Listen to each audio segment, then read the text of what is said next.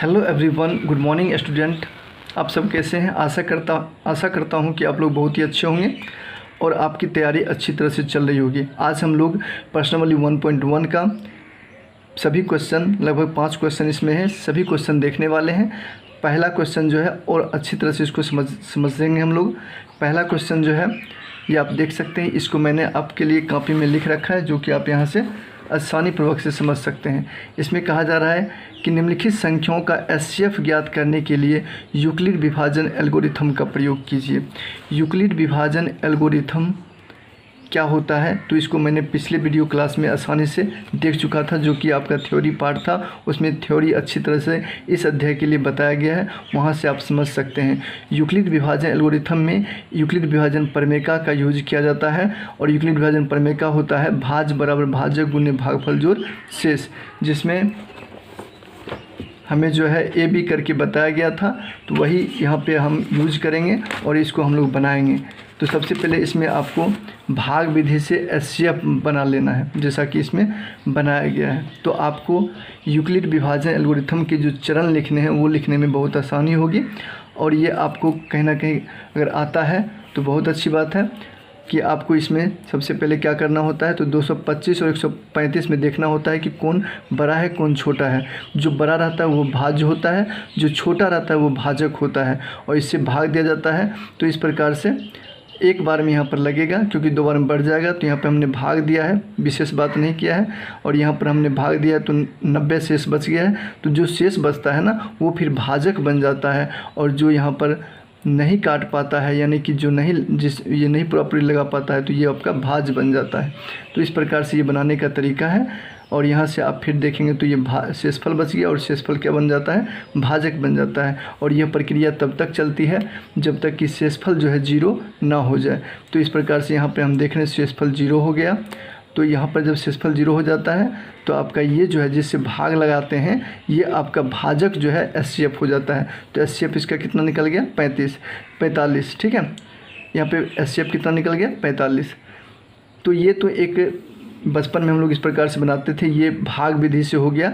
लेकिन यूक्लिड विभाजन एल्गोरिथम से एचसीएफ इस दोनों संख्या का कैसे निकालेंगे, तो इसके लिए हम यूक्लिड विभाजन एल्गोरिथम के लिए हम यूक्लिड विभाजन प्रमेय का यूज करेंगे, जो कि प्रमेय क्या होता है, ए बराबर होता है बी क्यू प्लस आर। ए बराबर क्या होता है, बी क्यू प्लस आर, यानी कि ए की जगह पर क्या हो जाएगी, तो आपका भाज्य जो लिखे ना 225 ये हो जाएगी। अब बराबर बी के स्थान पे कितना हो जाएगा, 135 हो जाएगा, गुना क्यू के स्थान पे क्या हो जाएगा, तो भागफल है 1, और शेष के स्थान पे क्या हो जाएगा, 90। ये आपका जो है भाज्य बराबर भाजक गुने भागफल जोड़ शेष। और यहाँ हम क्या देख रहे हैं, तो r इक्वल नोट 0, यहाँ पर r इक्वल नोट 0 हुआ है, तो ये आपका स्टेप 1 हो गया। स्टेप 1 ये आप लिख देंगे। चरण 1 में ये इस प्रकार से स्टेप बना जिसमें r बराबर 0 नहीं हुआ, तो इसको हम लोग फिर आगे चरण लिखेंगे। तो इसके लिए हम क्या करेंगे, फिर भाज्य लिखना पड़ेगा। तो अब भाज्य हो गया 135, ये आपके स्टेप नंबर 2 है, स्टेप नंबर 2। तो इस प्रकार से हम यहाँ पे भाज्य लिखेंगे 135, और फिर वही formula b cube plus r पर बैठा देंगे, यानी कि भाजक गुने भागफल जोड़ शेष इस बार क्या है, तो दूसरा चरण में शेष है 45। आप लोग देख पा रहे होंगे। ये अगर हम बना लेते हैं तो ये स्टेप बनाने में बड़ी आसानी होती है, और इसमें आप देखेंगे तुरंत अब आपका यूक्लिड विभाजन एल्गोरिथम से एचसीएफ निकल जाएगा। तो यहाँ पे r इक्वल नोट 0, यहाँ पर भी शेष 0 नहीं हुआ, शेष यहाँ पर 45 है। तो फिर स्टेप 2 में चलते हैं, स्टेप 3 में चलते हैं। अब तो स्टेप 3 में क्या होता है कि अब आपका जो भाजक था वो क्या बन जाएगा, वो बन जाएगा भाज्य, और जो शेषफल है वो क्या बन जाएगा, वो आपका बन जाएगा भाजक। यानी 45 से लगाएंगे तो 2 बार में लग जाएगा, और फिर प्लस 0 हो जाएगा, शेषफल क्या हो जाएगा 0। यहाँ r इक्वल टू क्या हो गया 0। तो इस प्रकार से हम देख पा रहे हैं कि यहाँ पर जो है आपका शेषफल 0 हो गया। तो इसीलिए यहाँ पर जो है आप लिख सकते हैं 135 और 225 का जो एचसीएफ होगा वो आपका हो जाएगा, जो जिसने यहाँ पर काटा है, जिससे यहाँ पर लगा है, यानी 45 ये आपका क्या हो जाएगा, एचसीएफ। तो ये आपका जो चरण है ये कहीं ना कहीं यूक्लिड विभाजन एल्गोरिथम का चरण है, लेकिन इसको बनाने में आपको ये भाग विधि बड़ी हेल्प करेगा। आप आसानी से बना सकते हैं, या फिर इसको आप रफ में लिख लें, या फिर आप साइड में इसी तरह से बना दें उसी जगह, तो कोई दिक्कत की बात नहीं है। तो आप लोग बेहतर ढंग से इस प्रोसेस को समझ गए होंगे। चलिए हम लोग इसके सेकेंड पार्ट को देखते हैं इसी में। तो देख सकते हैं सेकेंड पार्ट का क्वेश्चन है 196 और 38,220, ये आपका क्वेश्चन है। इसको आपको SCF निकालना है। तो सबसे पहले हम वही काम करेंगे, इसमें से बड़ा कौन है, तो इसमें से बड़ा ये आपका हो गया। तो 38,220 को भाज्य के रूप में लिख देंगे और यहाँ पर ये भाजक हो जाएगी, इससे हम इसमें भाग लगाएंगे, ठीक है। तो सबसे पहले देखें तो 382 में कितनी बार में लगेगा, ये एक बार में, 2 बार में बढ़ जाएगा तो 196 यहाँ पर लगाएंगे। और यहाँ कितना हो जाएगा, 12 में से 6 गया 6, और यहाँ पे 7 बचा ना, 17 में से 9 गया 8, और यहाँ पे कितना बचा, 2 में से 1 गया 1, 186 आपका शेष बच गया। फिर यहाँ पे क्या करेंगे, इस 2 को यहाँ पर उतार देना है, जैसे यहाँ पर डायरेक्ट यहाँ पे आके लिख देना है। तो ये हो जाएगी आपको 1862। अब 196 से 1862 में लगाएंगे तो कितनी बार में लगेगा, तो ये आप देख सकते हैं 9 बार में लगाते हैं तो कितना होता है, 6 नमा हो जाता है, 54 का 4 बाकी 5, 9 नमा 81, 81 5 86 का 6 बाकी 8, 1 नमा 9 9 8 17, 1764 हो जाता है। बिल्कुल ये लगेगा। और यहाँ पे हम लोग अब घटा लेते हैं, तो 12 में से 4 गया 8, और यहाँ पे 15 में से 6 गया 9, और यहाँ कितना बचा, तो यहाँ तो 31 हो जाएगा, 7 में 7 गया 31, और 1 में से गया 31, यानी 0 हो जाएगा। और फिर हम इसमें अब 0 यहाँ पर बैठाते हैं तो कितना हो जाता है, 980 हो जाता है, ठीक है। अब 980 में 196 से लगाएंगे तो कितनी बार में लगेगा, अगर हम 5 बार में लगाते हैं तो देख सकते हैं 6 25 30 का 0 बाकी बचे 3, 9 25 45 45 3 48 का 8 बाकी बचे 4, और 1 25 5 5 4 9, ये बिल्कुल लग गया। और यहाँ से आपका शेषफल 0 हो गया। तो इस प्रकार से आपका जो SCF होगा वो 196 हो जाएगा। लेकिन ये भाग विधि था, अब हम लोग यूक्लिड विभाजन एल्गोरिथम से बनाएंगे। तो यहाँ पर लिख देना है यूक्लिड विभाजन एल्गोरिथम से। अब इस चरण से देखिए कितना आसान हो जाता है। यूक्लिड विभाजन एल्गोरिथम से लिख करके आप इसको थोड़ा नीचे करके लिख देंगे तो अच्छा रहेगा। चलिए, यूक्लिड विभाजन एल्गोरिथम से यहाँ पर हम सबसे पहले जानते हैं कि a बराबर कितना हो गया 196, और b बराबर कितना हो गया 196 नहीं, सॉरी, ये तो आपका क्या है, भाजक है। तो यहाँ पर हो जाएगा 38,220, ये आपका a बराबर हो जाएगा, b बराबर कितना हो जाएगा 196। तो इस प्रकार से दोनों संख्या ज्ञात रहने पर क्या होता है, a बराबर होता है BQ प्लस R होता है ना। तो इस प्रकार से हम देख रहे हैं स्टेप 1 में। स्टेप 1 जब हम बनाएंगे तो हम क्या करेंगे, इसका हेल्प लेंगे, मदद लेंगे, और स्टेप 1 तुरंत बन जाएगा। एक के स्थान पे 38,220 लिखें, बराबर b के स्थान पे कितना होगा 196, भाजक जो है, और q के स्थान पे 195, और r के स्थान पे क्या हो जाएगा प्लस 0। तो इस प्रकार से आपका यहाँ पे पहला स्टेप में ही r इक्वल टू क्या हो जाता है 0। जब पहला स्टेप में r इक्वल टू 0 हो जाता है तो इस प्रकार से आपका यहाँ पे SCF लिख देना है। कितना का SCF, तो ये आपका हो जाएगा 196 और 38,220 का SCF कितना हो जाएगा, तो हो जाएगा 196, क्योंकि 196 से ही पहली बार में ही 196 से ही पूरे ख़त्म हो गया, ये पूरा है ना, पूरा लग गया इसमें भाग, तो 195 बार में। तो इस प्रकार से 196 आपका क्या हो जाता है SCF। तो आप लोग बेहतर ढंग से इस क्वेश्चन नंबर 1 में सेकंड पार्ट को समझे होंगे, क्योंकि ये बहुत ही अच्छा क्वेश्चन है ना। इसको विद्यार्थी अच्छे ढंग से समझ नहीं पाते हैं कि कैसे क्या करना है। तो यहाँ पर आप देख सकते हैं, यहाँ यही नहीं समझ पाता, यहाँ पे 2 क्या करना है, यहाँ पर उतारना है, फिर 0 को उतारना है। तो इस प्रकार से जब आप उतारते हैं तो एक ही बार में यहाँ पे लग जाता है। तो SCF का ये रूल भी है कि आप यहाँ से उतार करके बिल्कुल बना सकते हैं। तो इस प्रकार से आप समझ गए होंगे। हम लोग समझते हैं अब इसके तीसरे पार्ट को। अब इसके पहले क्वेश्चन के तीसरे पार्ट में है कि 867 और 255 इसका SCF निकालना है। तो आप लोग समझ गए होंगे, है ना आसान। तो इस प्रकार से पहले क्या करेंगे, तो बस हमको वही एचसीएफ निकालना है भाग विधि से सबसे प्रथम। तो 867 को क्या लिखेंगे, भाज्य के रूप में, और 255 के रूप लिखेंगे भाजक के रूप में, है ना। तो इसमें हम लगाएंगे तो कितनी बार में लगेगा, देख सकते हैं 4 बार में लगाते हैं तो बढ़ जाएंगे, तो हम 3 बार में लगाएंगे। तो 5 तिया 15 का 5, बाकी बचे 1, 5 तिया 15, 15 1 16 का 6, बाकी बचा 1, और 2 तिया 6 1 7, 765 लग जाता है। 7 में से 5 गया 2, 6 में से 6 गया 0, 8 में से 7 गया 1। देख सकते हैं इस प्रकार से 102 हो जाता है। फिर यहाँ पर आप इसको बढ़ाएंगे। चलिए, इस प्रकार से आपका भाग विधि भी अगर आपको नहीं पता हो तो यहाँ से टंच हो जाएगा। 255 यहाँ लिखें, जो भाजक था वो भाज्य बन जाएगा, और इसमें लगाएंगे तो कितनी बार लगेगा, 2 बार में लगाएंगे बिल्कुल, तो ये आपका लग जाएगा 204। 5 में से 4 गया 1, यहाँ पे 5 उतरेगा, यहाँ पे 31 51 शेष हो जाएगा। ये आपका 102 यहाँ चला आएगा, भाज्य के रूप में 2 बार में लगेगा, तो कितना हो जाएगा, देख सकते हैं 2 बार में लगेगा, तो ये आपका 102 हो जाएगा। और इस प्रकार से ये आपका शेषफल 0 हो जाता है। तो आप देख सकते हैं शेषफल जब भी 0 हो जाता है, यहीं पर आपका ये एचसीएफ इंड हो जाता है, और आपका एचसीएफ कितना हो जाता है, 51। तो इस प्रकार से हमने इसको समझ लिया। ये भाग विधि से था, लेकिन ये आपको हेल्प करेगा यूक्लिड विभाजन एल्गोरिथम के स्टेप बनाने में। तो यूक्लिड विभाजन एल्गोरिथम से अब चलते हैं, लिखेंगे यूक्लिड विभाजन एल्गोरिथम से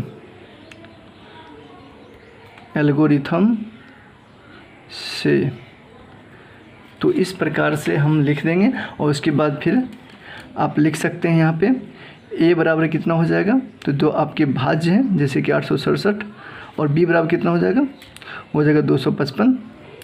तो a बराबर क्या होता है यूक्लिड विभाजन पर में, a बराबर बी क्यू प्लस क्या होता है r, ठीक है। इसी फॉर्मेट पर आपको बैठाना है। स्टेप 1 लिखना है यहाँ पे, स्टेप 1 ये आपके चरण होगी। चरण आपको हेल्प करेंगे, चरण बनाने में हेल्प करेंगे ये आपके जो हमने भाग विधि से बनाया है।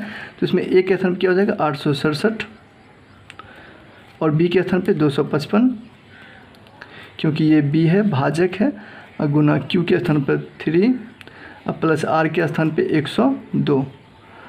तो इस प्रकार से आप लिख सकते हैं पहले चरण। सेकेंड स्टेप, स्टेप 2 में कैसे लिखेंगे, तो स्टेप 2 भी लिखना बस आसान है, बशर्ते यहाँ पर आप लिख देंगे r इक्वल नॉट 0, क्योंकि शेषफल यहाँ पर 0 के बराबर नहीं हुआ है। चलिए सेकेंड स्टेप कैसे लिखेंगे, तो सेकेंड स्टेप लिखने के लिए वही बात, 255 यहाँ आप लिख दें, और ये आप लिख दें 102, यहाँ पर लिख दें 2, प्लस क्या हो जाएगा 51। ये आपका स्टेप 2 भी क्लियर है। और यहाँ पे r इक्वल नॉट 0, यहाँ पर भी शेषफल 0 नहीं हुआ। हम लोग स्टेप 3 चलेंगे। देख सकते हैं स्टेप 3 अगर हमें लिखना है तो सबसे पहले हमें उसके स्टेप 3 में यहाँ पर हम हेल्प ले सकते हैं यहाँ से। तो 102 जो है यहाँ पे क्या है भाज्य है, और भाज्य कितना 51 है, भागफल 2 है। तो इस प्रकार से हम लिख सकते हैं। स्टेप 3 में हम ये लिख सकते हैं 102 बराबर 51 गुने 2 प्लस 0, तो ये हो जाएगा यहाँ पे r इक्वल टू 0। तो यहाँ पर आपका r बराबर हो जाता है 0।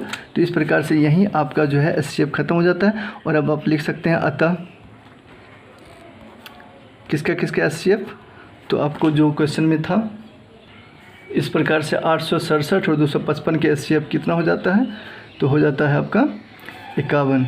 ये जो है जो भाजक है यही आपके क्या हो गए, आपका एचसीएफ हो गया। तो इस प्रकार से आपका यूक्लिड विभाजन एल्गोरिथम विधि से निकाल सकते हैं। इस प्रकार से तीनों क्वेश्चन आपके पहले नंबर के हो गए। अब हम लोग दूसरे क्वेश्चन की ओर बढ़ेंगे।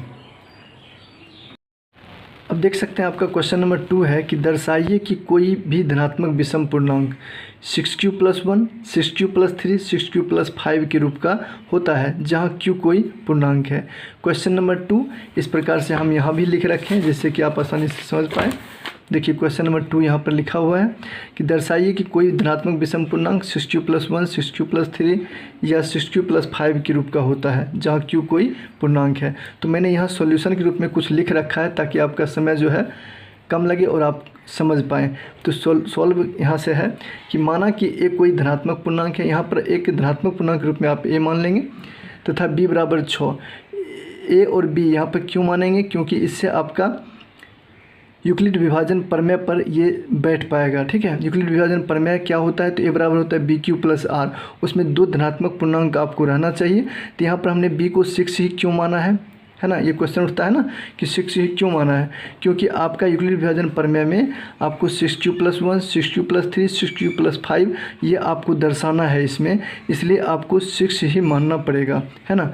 तो इसलिए हम a बराबर बी क्यू प्लस आर अगर हम 6 मान के चलते हैं तो आसानी से इस क्वेश्चन को हल भी कर पाते हैं और समझ भी पाते हैं अच्छी तरह से।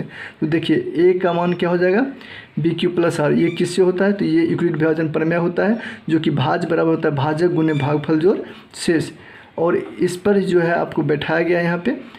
तो देख सकते हैं r का मान यहाँ पर 0, 1, 2, 3, 4, 5 तक आप ले सकते हैं, क्योंकि r का मान जो होता है ना b से छोटा होता है, तो r का मान आप यहाँ से लिख सकते हैं। तो आप आसानी से अब यहाँ तक आप समझ गए होंगे कहानी कि r का मान जब 0 रखेंगे तो a का मान क्या आ जाएगा, a का मान 6q आ जाएगा, जो कि समपूर्णांक है। क्यों समपूर्णांक है, क्योंकि q के स्थान पर अगर कुछ भी मान रखते हैं 1, 2, 3, 4 में से कोई भी संख्या आप रखें तो आपको पता चलेगा कि आपको जो संख्या मिलेगी वो एक समपूर्णांक मिलेगा।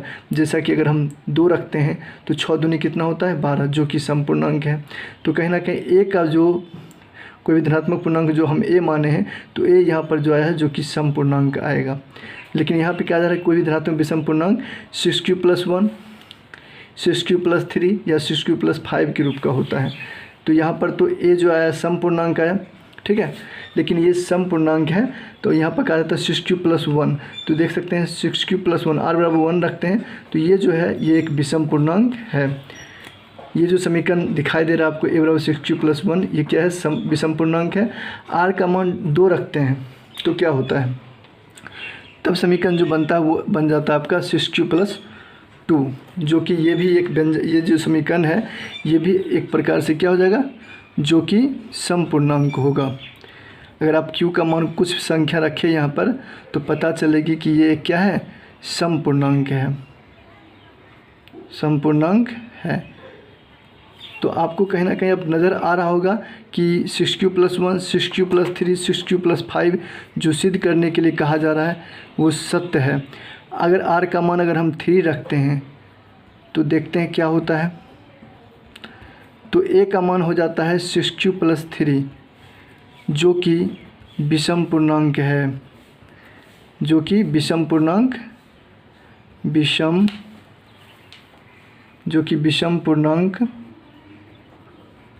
है।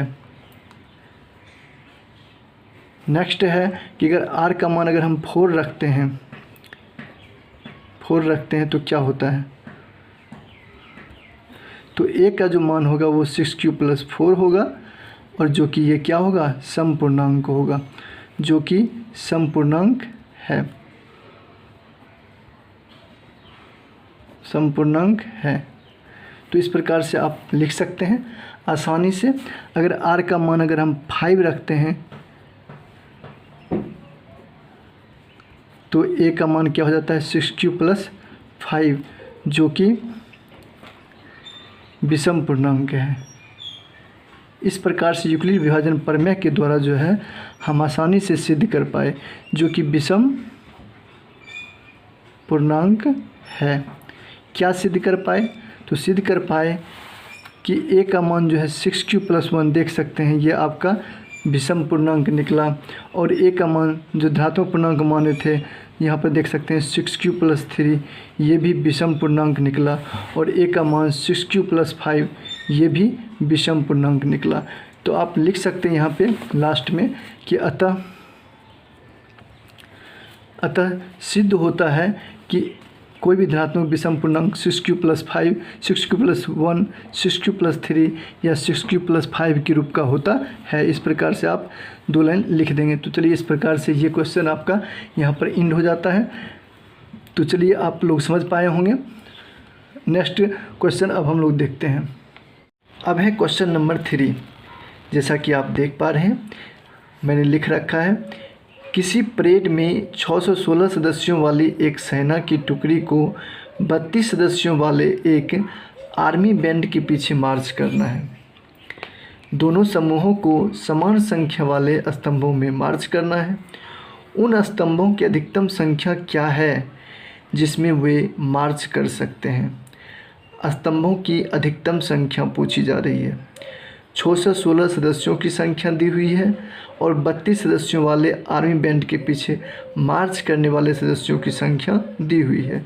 तो हम पहले यही बात लिख लेंगे जो कि मैंने आपके लिए समय को देखते हुए, समय को बचत करते हुए मैंने लिख रखा है कि सेना की टुकड़ी की सदस्यों की संख्या 616 है और सेना बैंड के पीछे मार्च करने वाले सदस्यों की संख्या 32 है।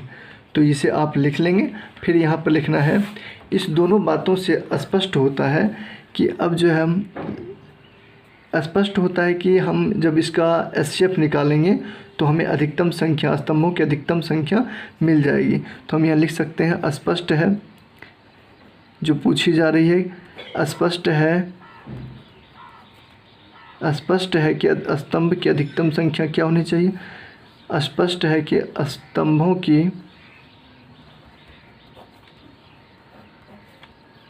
अधिकतम संख्या बराबर क्या होगा, तो संख्या बराबर हो जाएगा 32 और 616, ये दोनों का एचसीएफ, ये दोनों का क्या हो जाएगा एचसीएफ। जब निकालेंगे तो आपका आंसर हो जाएगा। लेकिन इसे अभी हम आगे लिखेंगे यहाँ पर निकालने के लिए यूक्लिड विभाजन एल्गोरिथम से लिखना है, यूक्लिड विभाजन एल्गोरिथम से। इसी विधि से अभी हम यहाँ एचसीएफ निकालेंगे और जिससे आपको ये निकल जाएगा स्तंभों की अधिकतम संख्या। तो यूक्लिड विभाजन एल्गोरिथम निकालने के लिए सबसे पहले हम यहाँ पे भाग दे लें। तो भाग देने के लिए हम यहाँ पे सबसे पहले क्योंकि अगर हम एचसीएफ निकाल लेते हैं तो उससे हमें यूक्लिड विभाजन एल्गोरिथम के जो चरण हैं उसके लिखने में आसानी होगी। तो सबसे पहले हम लोग 32 और 616 का एचसीएफ निकाल लेंगे। एचसीएफ निकालने के लिए क्या करेंगे, तो 32 एकम 32 से इसमें भाग देना है। तो यहाँ पे हो जाएगी 11 में से 2 गया 9, यहाँ पे कितना बचा 5 में से 3 गया 2, 29 शेष बचा। लेकिन यहाँ पे फिर हम 6 बैठाएँगे यहाँ पे, तो 296 हो जाएगी। और 32 से फिर इसमें लगाना है, तो इसमें आप 9 बार में लगा सकते हैं। तो 2 9 18 का 8 बाकी बचे 1 और 3 9 27 27 1 28, 288 हो जाएगी। और यहाँ पे हम अब घटाएंगे तो 6 में से 8 नहीं घटेगा तो पैंचा देंगे यहाँ पे, तो 16 में से 8 गया 8 और 8 में से 8 गया 31 हो जाएगा, 2 में 2 गया 31 हो जाएगा। तो यहाँ पर आप देख सकते हैं 8 शेष बचा है। तो अभी आपका एचसीएफ इंड नहीं हुआ है। तो आप फिर आगे बढ़ाने के लिए इस 32 को यहाँ रखेंगे और ये दूसरा चरण में 8 चौकी कितना हो जाएगी 32। और इस प्रकार से आपका दूसरा चरण में ये आर जो है 0 हो जाता है और यहीं पर एचसीएफ खत्म हो जाता है। इसी को ध्यान में रखते हुए हम यहाँ पर चरण लिखेंगे। तो देख सकते हैं, इसको देखते हुए हम यहाँ पे भी चरण लिख लेंगे। सबसे पहले यूक्लिड विभाजन एल्गोरिथम में ए बराबर क्या होता है BQ + R। और यहाँ जो आप देख रहे हैं ये आपका A है और ये आपका B है और ये आपका Q है और यहाँ आपका R है। ठीक है, तो इस प्रकार से लिखा जा सकता है। Q जो है ये पहला चरण के लिए है, तो इस प्रकार से आप लिख सकते हैं। ए यहाँ पर A यहाँ पर B नहीं, ये होना चाहिए A और ये क्या है B। जो भाजक होता है वो क्या होता है B और A जो होता है वो आपका भाज्य होता है। ठीक, तो इस प्रकार से यहाँ Q जो है ये भागफल है और जो यहाँ पे R होता है वो आपका शेषफल होता है। तो इस प्रकार से यहाँ आप लिख सकते हैं 616 प्रथम चरण के लिए। तो यहाँ पर लिख देंगे चरण फर्स्ट, यहाँ पर आप क्या लिखेंगे चरण फर्स्ट। 616 बराबर हम क्या लिख सकते हैं, तो लिख सकते हैं 32 गुने Q के स्थान पे हो जाएगी पहला चरण में 19 प्लस R के रूप में हो जाएगा 8। ये आपका पहला चरण हो गया। यहाँ पे लिख देंगे R = 0। फिर नेक्स्ट चरण 2 में आप लिखेंगे, क्योंकि इसमें आपका R जो है 0 नहीं है। तो फिर चरण 2 के लिए आप 32 जो है इसको भाज्य हो जाएगा और उसके बाद आगे बढ़ाने के लिए आप लिखेंगे यहाँ पे भाजक 8 गुने 4 + 0। तो यहाँ R बराबर क्या हो जाएगा आपका 0। तो ये जो 8 है यही आपका क्या है, यूक्लिड विभाजन एल्गोरिथम के द्वारा ये एचसीएफ है। तो आप यहाँ पर लिख सकते हैं, अतः स्तंभों की अधिकतम संख्या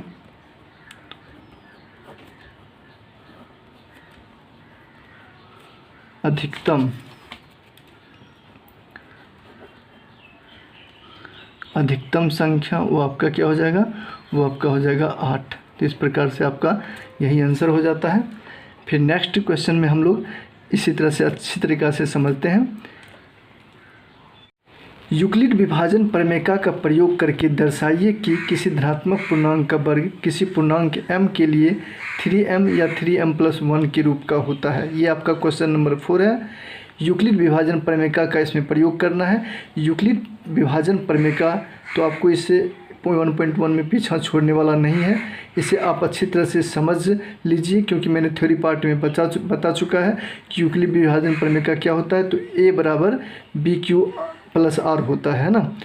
तो यहाँ पर आप क्या करें, माना कि a कोई धनात्मक पूर्णांक है। a को क्या मानते हैं, कोई धनात्मक पूर्णांक है। यहाँ देखिए हमने लिख रखा है, और फिर मैं आगे इसको मैं बताता हूँ। इसी बिना स्किप किए हुए इस क्वेश्चन को समझे तो और अच्छी तरह से आप समझ पाएंगे। तथा b बराबर क्या है, 3 है। ठीक है, आपका समय कम लगे इसलिए मैंने यहाँ पर लिख रखा है, जैसे कि आप समझ जाएं।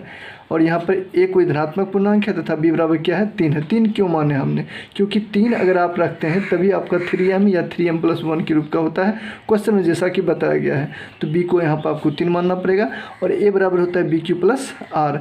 और यहाँ पर जो r जो है वो b से छोटा होगा, लेकिन 0 के बराबर या बड़ा होगा। 0 से क्या होगा, बड़ा होगा। तो यहाँ पे देख सकते हैं b कितना है, तो b 3 है, तो r का मान 0, 1, 2 ये 3 संख्या हो सकता है। तो r बराबर हम रखेंगे सबसे पहले 0, 0 रखने पर लिखेंगे। तो a बराबर क्या हो जाएगा, 3q+0।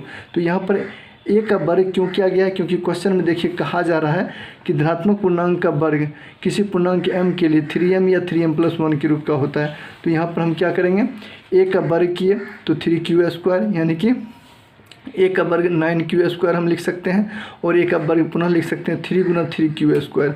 तो यहाँ पर हम 3m लिख सकते हैं। अब a² बराबर, क्योंकि m बराबर यहाँ पे हम मान लिए हैं कि जहाँ m बराबर 3q² हो सकता है, क्योंकि m भी पूर्णांक है और 3q भी पूर्णांक है। तो इस प्रकार से a का वर्ग 3m के बराबर हो गया, यानी कि 3m के रूप का हो गया किसी कोई भी धनात्मक पूर्णांक का वर्ग। ठीक है, तो एक तो निकल गया। फिर आगे निकालते हैं, तो r बराबर लिखेंगे 1 रखने पर। आपको ये तीनों मान रख करके ये बात आपको सिद्ध करना है। r बराबर 1 रखने पर, है ना आसान विधि, एकदम आसानी से बना सकते हैं वो r बराबर 1 रखने पर। तो इससे यूक्लिड विभाजन प्रमेय पे से बिठाएंगे। तो ये a बराबर क्या हो जाएगा, 3q+1, और a का वर्ग करते हैं तो क्या हो जाता है 3q+1 का होल स्क्वायर, यानी a का वर्ग फिर करेंगे तो ये आपका a+b का होल स्क्वायर हो जाएगा।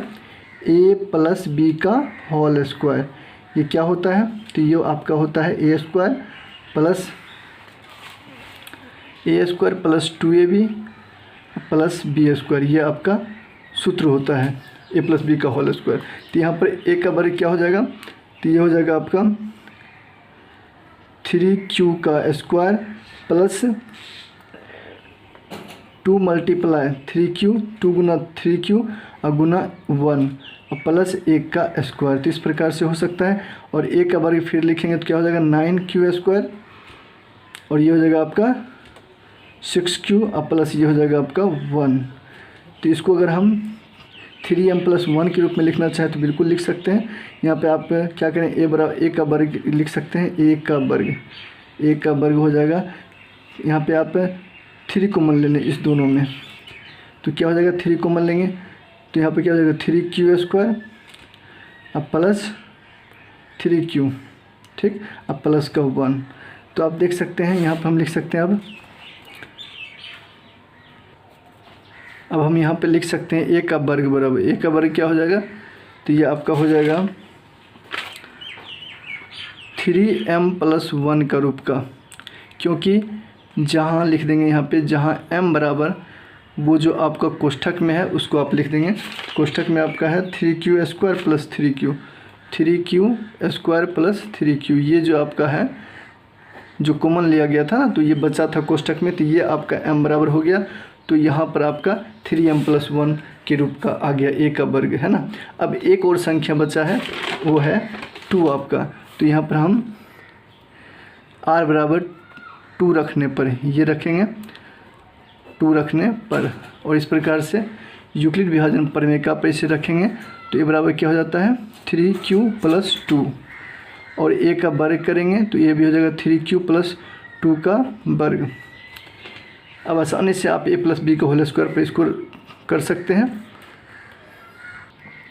देख सकते हैं a का वर्ग 9q², 2 × 6, 6 दूनी 12, 12q, और 2 दूनी 4, a² + 2ab + b² के रूप में टूटा, और इस प्रकार से a का वर्ग हो गया। अब यहाँ से हम क्या करेंगे, तो यहाँ से हम फिर एक कॉमन लेंगे 3, तो हमारा 3m+1 के रूप में आ जाएगा।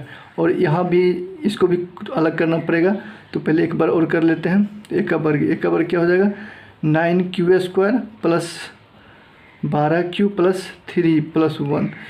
4 को हम 3 + 1 के रूप में तोड़ दिए, क्योंकि इसे तोड़ना पड़ा, क्योंकि यहाँ पे 3m+1 के रूप में आना चाहिए। तो इसीलिए a का वर्ग क्या हो जाएगा, अब 3 यहाँ से कॉमन ले लें तो क्या हो जाएगा 3q² + 4q अब +1, यहाँ से कॉमन में आ गया, +1 एक्स्ट्रा बच गया तो इधर हो गया। तो इस प्रकार से a का वर्ग क्या हो जाएगा 3m+1, और जहाँ लिख देंगे m बराबर क्या, तो आप समझ ही रहे होंगे, जहाँ ये कोष्ठक में पूरा संख्या m के बराबर हो जाएगा। तो m बराबर हो गया 3q² + 4q + 1। इस प्रकार से ये a का वर्ग आपको तीनों रूपों में आ गया। पहला यहाँ आप देख सकते हैं a का वर्ग 3m+1 के रूप में हो गया। दूसरा यहाँ पर देख सकते हैं जब r बराबर 1 रखा गया था, तो यहाँ भी आपका 3m+1 के रूप में 3m के रूप में आया था। जब 0 रखा गया था तो यहाँ पर आया था। और उसके बाद आप देख सकते हैं जब 1 रखा गया था तो यहाँ पर आया था 3m+1 के रूप में। तो इस प्रकार से ये सिद्ध होता है कि a का वर्ग किसी भी, यहाँ पर लिख देंगे लास्ट में, तो स्पष्ट देख पर यहाँ से लिख सकते हैं स्पष्ट करके कि अतः स्पष्ट होता है कि किसी भी धनात्मक संख्या का वर्ग 3m या 3m+1 के रूप का होता है। इस प्रकार से यहाँ पर आपका क्वेश्चन नंबर 4 इंड होता है। अब हम नेक्स्ट वीडियो मिलते हैं क्वेश्चन नंबर 5 को, नेक्स्ट वीडियो में नहीं बल्कि इसी वीडियो में मिलते हैं, क्वेश्चन नंबर 5 को आपको बताते हैं। ठीक, 8 का रूप का होता है। इसमें भी आपको यूक्लिड विभाजन प्रमेय का प्रयोग करना है। तो चलिए हम लोग सॉल्व करते हैं, और इस क्वेश्चन को आप निश्चित रूप से देखें। अगर आप किसी जगह पर नहीं समझ पाए हैं तो एक बार इस वीडियो को ज़रूर देखिए। चलिए स्टार्ट करते हैं। तो यहाँ से है क्या, सबसे पहले आपको मेरे पिछले वीडियो में आप देखे होंगे, यूक्लिड विभाजन का प्रयोग करने के लिए आपको 2 संख्या सबसे पहले लिखना होता है। तो माना कि a कोई धनात्मक पूर्णांक है, a कोई धनात्मक पूर्णांक है, और इसी a का जरिया बना करके हमें 9m, a का मान जो है धनात्मक पूर्णांक का मान 9m या 9m+1 या 9m+8 के रूप का होना, मतलब कि दर्शाना है। तो a कोई धनात्मक पूर्णांक है, ये आप मान लें, पहले धनात्मक पूर्णांक है। फिर नेक्स्ट माने b बराबर हमको कोई एक संख्या मानना पड़ेगा। तो b का मान हम 9 यहाँ पर मानेंगे, तो r का मान तो 0 से लेकर के 8 तक हो जाएगा, है ना। और फिर हम बैठाते रहेंगे, और प्लस में हमें 9m+1 के रूप का मिलेगा भी नहीं। तो यहाँ पर एक इस प्रकार से आपको रखना है, क्योंकि घन कहा जा रहा है ना, क्या कहा जा रहा है, घन। तो इसीलिए हम यहाँ पर b का मान 3 रखेंगे, और यहाँ से जो है हम आसानी से बना सकते हैं। तो b का मान कितना हो जाएगा 3। तो यहाँ पर यूक्लिड विभाजन प्रमेय का क्या होता है, a बराबर होता है bq + r,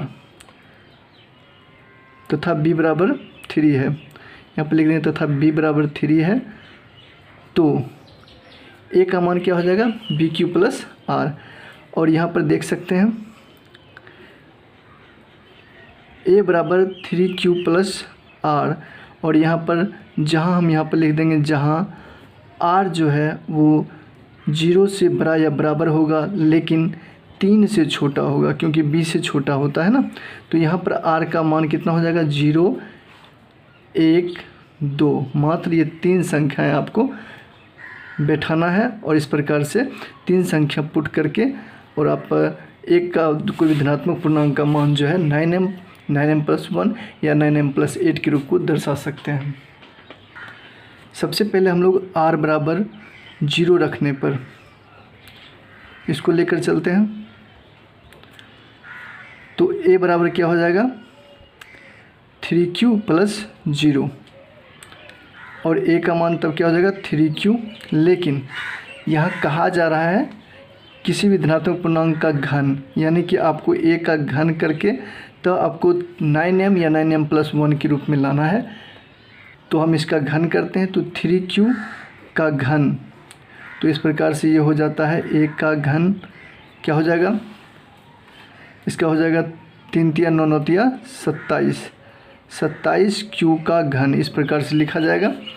और इसको अगर हम 9m या 9m प्लस 1 या 9m प्लस 8 के रूप में लिखना चाहें तो ऐसे तो एक ही रूप में लिखाएगा, 9m के रूप में ये लिखाएगा, क्योंकि 9 से अगर इसमें हम गुना करें तो ये हो जाएगा, ये कट जाता है 3 बार में ना, तो ये हो जाएगा 9 मल्टीप्लाई 3 और यहाँ पर ऐसे लिखा सकता है, बिल्कुल लिखा सकता है। तो यहाँ पर हम क्या करेंगे, a का घन 9m लिख सकते हैं। क्यों लिख सकते हैं, क्योंकि जहाँ लिख देंगे, जहाँ ये 3q के घन के स्थान पे m लिखा गया है तो यहाँ पर लिख देंगे जहाँ 3q का घन बराबर m हो गया, तो इसीलिए a का घन 9m के रूप में आ गया। तो यहाँ पर आप बिल्कुल समझ गए होंगे, इसको मैंने गुना के रूप में तोड़ा है और इस प्रकार से 9m के रूप में आ गया। तो चलिए इसी तरह से जो है आपको r बराबर 1 रखने पर आप दर्शाएंगे 9m या 9m प्लस 1 या 9m प्लस 8 के रूप में, आपको किसी भी एक रूप में दर्शाना है। तो हम यहाँ पर पहले लिखेंगे a बराबर 3q प्लस 1, यह आपका यूक्लिड विभाजन प्रमेय का हो गया। और इसको हम लोग अब घन करते हैं, समझते चलेंगे। a का घन हो जाता है 3q प्लस 1 का घन, ठीक है। और यहाँ पर एक सूत्र बैठाएंगे a प्लस बी का होल क्यू का, क्या होता है aq plus b cube plus 3ab into होता है a प्लस बी। ये सूत्र अगर आप जानते हैं तो इसका यूज करेंगे यहाँ पर, तो ये जो है बिल्कुल टूट जाएगा। तो इस प्रकार से इसको तो अब लिखा जा सकता है, a का घन बराबर 3q का q प्लस 1 का q प्लस 3 गुना 3q गुना 1, ठीक है। और फिर यहाँ पे लिखा जा सकता है इंटू 3q प्लस 1, ठीक। तो इसको अगर हम यहाँ पर फिर आगे बढ़ाएंगे तो क्या हो जाएगा, ये हो जाएगा 27q का q प्लस ये 1 लिखा जाएगा, फिर ये हो जाएगा 3 तिया 9 और 9 को इधर से गुना करेंगे तो हो जाएगा 27 9 तिया 27 q का स्क्वायर, अब प्लस ये फिर इससे गुना होगा तो ये हो जाएगा 9q, ठीक। तो इस प्रकार से ये आपका लिखा जाएगा। अब आगे बढ़ते हैं हम लोग, तो a का घन, फिर इसको अब क्या लिख सकते हैं, देख सकते हैं इसमें 27q है, यहाँ पे 27q स्क्वायर है, यहाँ पर 9q है, तो इस तीनों में 9 कॉमन लिया जा सकता है। तो यहाँ पर 9 कॉमन आप लेंगे और आप क्या ले सकते हैं कॉमन इसमें, तो तीनों में q भी है तो q भी कॉमन ले सकते हैं। तो क्या हो जाएगा आपका पूर्णांक तब हो सिर्फ 9 कॉमन लें, क्योंकि आपको 9m प्लस 1 दर्शाना है ना, तो सिर्फ 9 कॉमन लेते हैं। तो कितना हो जाएगा, ये हो जाएगा 3q का q, ठीक है। और ये आपका हो जाएगा 3q स्क्वायर और ये हो जाएगा आपका 3q, ठीक है। सब में q लगा हुआ है, पूर्णांक लगा हुआ है। अब प्लस का ये 1 जो है ये साइड में आप लिख दें, तो इस प्रकार से ये a का घन इस रूप में अब आ जाएगा। यहाँ तक तो बिल्कुल आप लोग समझ गए होंगे। और ये अब जो है a जो है ये इसको मान लेंगे m, तो 9m प्लस 1 होगा कि नहीं होगा। तो चलिए हम लोग नेक्स्ट बढ़ते हैं आगे। चलिए यहाँ तक हम लोग पहुँच चुके हैं कि a का घन 9 इंटू ये हो गया है कॉमन लिए तो, अब +1। अब इसके स्थान पर हम m मान लेते हैं, तो इसको क्या लिख देंगे, देख सकते हैं यहाँ से। अब इस पेज को हम समझ गए हैं, तो यहाँ पर से आप लिख लेंगे a का घन बराबर, देख सकते हैं यहाँ पे इसके स्थान पर हम m मान लेते हैं, तो इसको क्या हो जाएगा, तब a का घन हो जाएगा 9m +1 के रूप में आ जाएगा। तो इस प्रकार से यहाँ पर जहाँ पर आप लिख देंगे, जहाँ m बराबर, आपको ये लिख देना है m बराबर 3q का घन प्लस 3q अब प्लस 3q का स्क्वायर, तो ये आपका हो जाएगा m का मान। तो इस प्रकार से 9m + 1 के रूप में आ जाएगा। अब एक और मान है r का, r बराबर 2 रखने पर, तो 2 रख करके आप भी बना सकते हैं, लेकिन हम बना देते हैं, आप मिलान जरूर कर लेंगे क्योंकि आप समझ गए होंगे। r बराबर 2 रखने पर तो क्या हो जाएगा, a बराबर क्या होता है 3q + 2, ठीक, ये आपका विभाजन प्रमेय से हो गया। अब इसके बाद हम लिखेंगे यहाँ पे a का घन बराबर क्या हो जाएगा 3q + 2 का घन, और सूत्र तो पता ही है, a का घन हम क्या लिख सकते हैं 3q का q प्लस 2 का q